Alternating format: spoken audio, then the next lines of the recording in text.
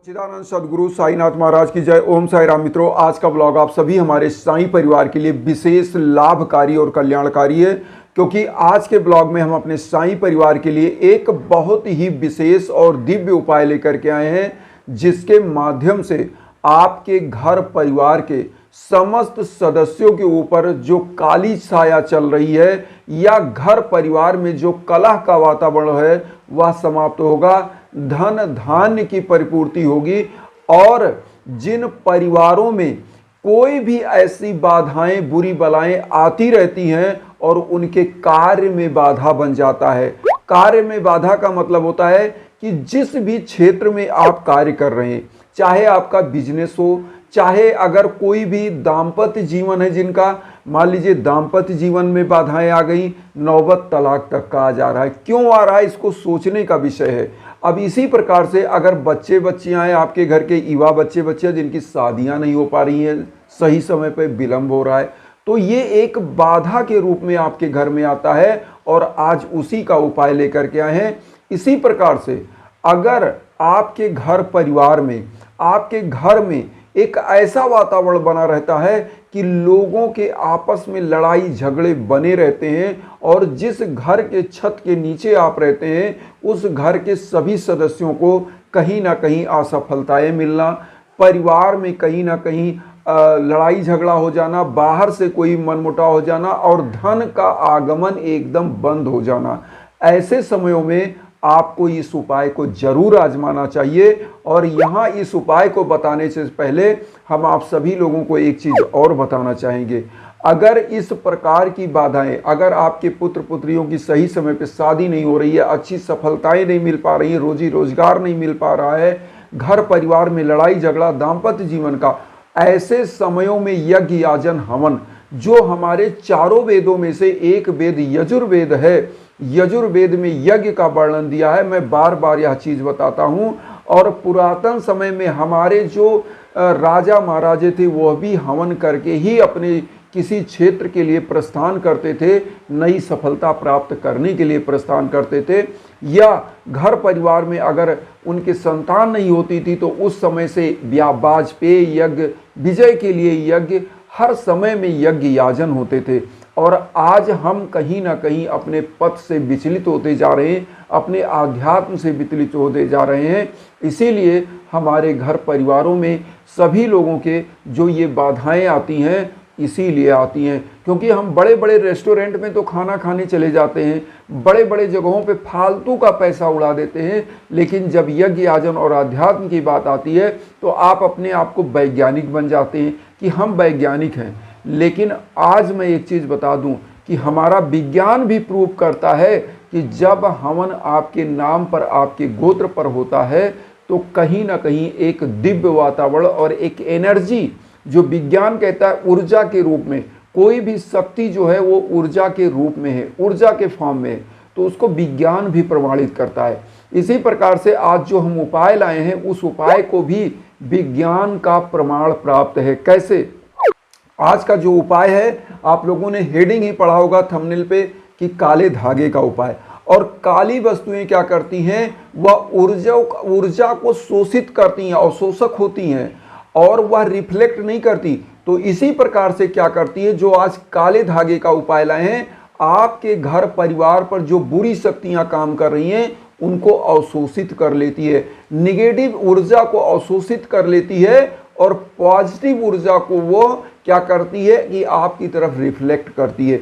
जैसे आपके पास कोई शत्रु आ रहा है हथियार लेके मारने के लिए, लेकिन आपका कोई सुरक्षा कवच है, मान लीजिए आपके जो कमांडोज हैं वो उसको पहले ही किल करते हैं, तो आपको मारने वाला तो पहले ही समाप्त हो गया। इसी प्रकार से आपने देखा होगा बड़े बड़े घर होते हैं, उस पर काले कलर का एक हांडी लगाई जाती है जिस पर राक्षस का चेहरा बनाया जाता है। एक चीज बता दें, काला जो वस्तु होता है वह निगेटिव का प्रतीक होता है, ये तो जरूर है, लेकिन जब आपके सुरक्षा की बात आती है तो हमारे आध्यात्म में ये कहा गया है कि अगर काले धागे का उपाय किया जाए तो यह सुरक्षा कवच का काम करता है। तो कैसे करना है आइए जानते हैं। सबसे पहले क्या लेना है, एक काला धागा लेना है, रेशमी काला धागा मिले, सूती काला धागा मिले तो वह आपको ले लेना, एक घी का दीप ले लेना है। घी का दीप लीजिए और उसके बाद आपको क्या करना है, फूल पत्तियां जो भी बाबा के लिए ले लीजिए और साईं बाबा को पीले आसन पर स्थापित करिए। पीले आसन पर स्थापित करिए और आप 7 फूल लौंग ले लीजिएगा, 7 फूल लौंग। 7 फूल लौंग लेने के बाद काला धागा और घी का दीप लेने के बाद एक धूपबत्ती प्रज्वलित करिए और बाबा का 11 वचन सभी को याद है, सभी लोगों को, क्योंकि जो भी साईं भक्त हैं सबको याद होगा, नहीं याद है तो मैं एक बार बता दूं, और यह 11 वचन ही बोलना है। और उसके बाद आपको करना क्या है वो भी हम बताएंगे। तो 11 वचन क्या है कि जो शिरडी में आएगा आपद दूर भगाएगा, चढ़े समाधि की सीढ़ी पर, पैर तले दुख की पीढ़ी पर, त्याग शरीर चला जाऊंगा, भक्त हेतु दौड़ा आऊंगा, मन में रखना दृढ़ विश्वास, करे समाधि पूरी आस, मुझे सदा जीवित ही जानो, अनुभव करो सत्य पहचानो, मेरी शरण आ खाली जाए, हो तो कोई मुझे बताए, जैसा भाव रहा जिस जन का वैसा रूप हुआ मेरे मन का, भार तुम्हारा मुझ पर होगा, वचन न मेरा झूठा होगा, असहायता लो भरपूर, जो मांगा वह नहीं है दूर, मुझ में लीन वचन मन काया, उसका ऋण न कभी चुकाया, धन्य धन्य वह भक्त अनन्य, मेरी शरण तज लेना। ओम साई ओम साई। तो यह 11 वचन बाबा का बोलना है 11 बार, और आपको 11 गांठ ही इस धागे में मार देना है। 11 वचन बोलिएगा, 11 गांठ इस धागे में, काले धागे में मार के, और आपको बाबा के श्री चरणों में अर्पित कर देना है।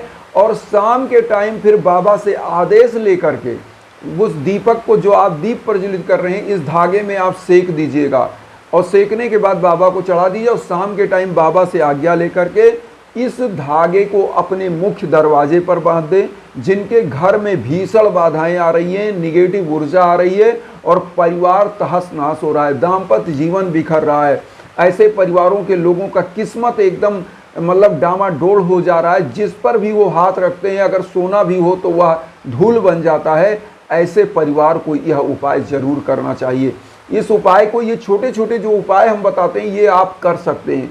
हवन की जो उपाय बताते हैं उसके लिए आप मुझसे संपर्क कर सकते हैं। मैं इसीलिए इंस्टाग्राम का आपको आईडी देता हूं, उस पर कोई भी विचार आपको करना है, कोई भी बात करनी है, निश्चित आप फोन करें बिना संकोच के, क्योंकि ये आपका भाई, आपका बंधु बांधव, जो आप समझे, गुरु समझे, मैं आपके लिए हमेशा तत्पर हूँ। तो मैं आपके लिए जो भी कर सकता हूँ। तो यहाँ करना क्या है, ये काला धागा में आपने 11 गांठ मारा, 11 वचन बोला। अब अगर घर में पूरी बाधा है तो घर के मुख्य दरवाजे पर इसको बांध देना है।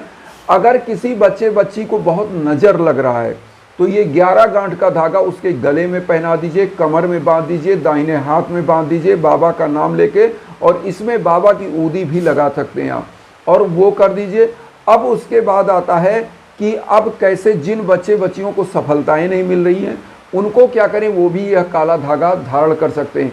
और बहुत सारे बच्चे बच्चियां, युवा बुजुर्ग लोग होते हैं जिनको नज़र बहुत लगती है, तो नज़र लगने के लिए क्या करें, इस धागे को गले में धारण कर लें, कमर में धारण कर लें, दाहिने हाथ में धारण कर लें, 11 गांठ मार के। निश्चित रूप से वो हमेशा स्वस्थ रहेंगे, हमेशा बाबा की कृपा बनी रहेगी। अब क्या करना है कि जिन परिवारों में दाम्पत्य जीवन का अगर कष्ट चल रहा है, इस धागे को ले, काले धागे को, शनिवार के शाम को आप किसी पीपल वृक्ष के नीचे इस धागे को डाल दें, और यह बोल के डालें, ओम नमो भगवते वासुदेवाय नमः मंत्र का जाप करें, ओम सन सनश्चराय नमः मंत्र का जाप करें, और ये बोल करके आए कि प्रभु हे भगवान विष्णु माँ लक्ष्मी मैया, मेरे पति को और सद्बुद्धि दीजिए, या अगर पत्नी को ऐसा कुछ हो रहा है तो उसको बताइए सद्बुद्धि दीजिए, और हमारा दाम्पत्य जीवन अच्छा रखिए। देखिएगा निश्चित रूप से आपका दाम्पत्य जीवन बहुत ही अच्छा होगा और परिवार सुखमय होंगे। तो ये उपाय बहुत ही विशेष और अचूक उपाय है, इस उपाय को जरूर करें। आप लोगों ने देखा भी होगा बहुत सारी जगहों पर कि लोगों के, बहुत पुरुष होते हैं, स्त्रियां होती हैं, अपने बाएं पैर में या दाहिने पैर में कहीं ना कहीं काला धागा बांधती, काला धागा बच्चों को पहना जाता है कमर में। इसी प्रकार का उपाय करके आप पहनाइए, देखिएगा बच्चे भी सुखी होंगे, स्वस्थ होंगे, परिवार निरंतर उन्नति करेगा और आपके घर परिवार से निगेटिव ऊर्जा समाप्त होगी। और साईं बाबा की अगाध श्रद्धा के साथ इस उपाय को करेंगे तो साईं बाबा की साक्षात कृपा आपके परिवार पर बनेगी। यह उपाय बहुत ही ईजी है, कोई भी कर सकता है, और करने के बाद इसी उपाय को जैसे मैंने बताया इसी विधि से करिए। आप सभी लोगों से मैं एक बार फिर विनम्र निवेदन करूंगा, कोई भी भीषण बाधा आए तो अपने इधर उधर जो पैसे खर्च करते हैं उसको एक सही दिशा में लगा करके अपने परिवार की उन्नति के लिए काम करिए। क्योंकि देखिए, लोग इधर उधर फालतू का खर्च कर देते हैं, लेकिन जब धर्म याजन यज्ञ याजन की बात आती है तो लोग कहीं ना कहीं पीछे हटते हैं। और क्यों हटते हैं ये भी बता दें। जो राहु नामक एक ग्रह होता है वो करता क्या है, आपको धर्म की तरफ जाने ही नहीं देता। निगेटिव ऊर्जा का प्रतीक क्या है, काला। इसीलिए आज काले धागे का हमने उपाय बताया है।